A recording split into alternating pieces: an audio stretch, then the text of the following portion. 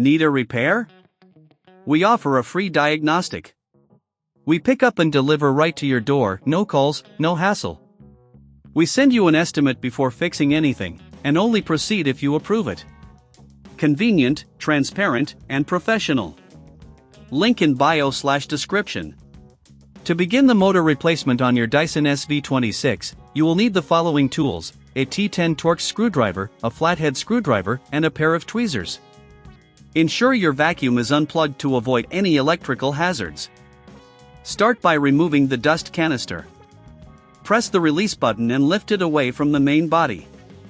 Next, use the T10 Torx screwdriver to remove the screws located around the motor housing. There are typically 6 screws that need to be taken out, so keep them in a safe place. Once the screws are removed, carefully detach the motor housing from the vacuum. It may require a little wiggling. Remember to check for any hidden clips that might be holding it in place.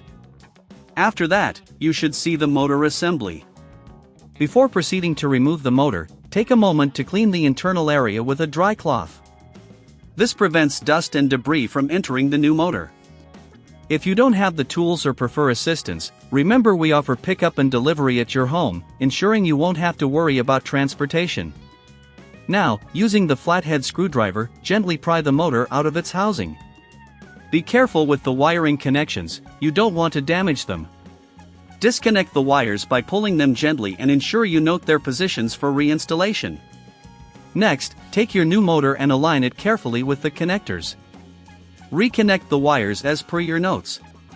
If you're unsure or need help, our professional diagnosis without obligation can assist you in getting it right. Once the motor is securely connected, place it back into the housing. Ensure it fits snugly and there are no loose parts. Reattach the motor housing by aligning it with the body of the vacuum and pressing it down until it clicks into place. Now, take the T10 Torx screwdriver and reinsert the screws you removed earlier.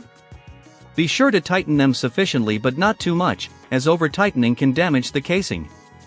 If you're looking for a hassle-free experience, we provide a quote before repair, so you know what to expect. After securing the screws, reattach the dust canister by sliding it back onto the main body until it clicks.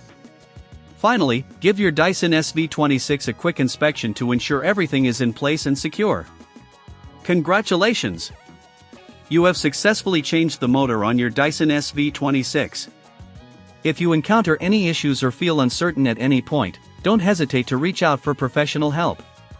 Remember, no calls, no travel, we're here to make your repair experience easy and convenient.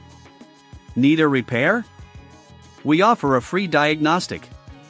We pick up and deliver right to your door, no calls, no hassle. We send you an estimate before fixing anything, and only proceed if you approve it. Convenient, transparent, and professional. Link in bio/description.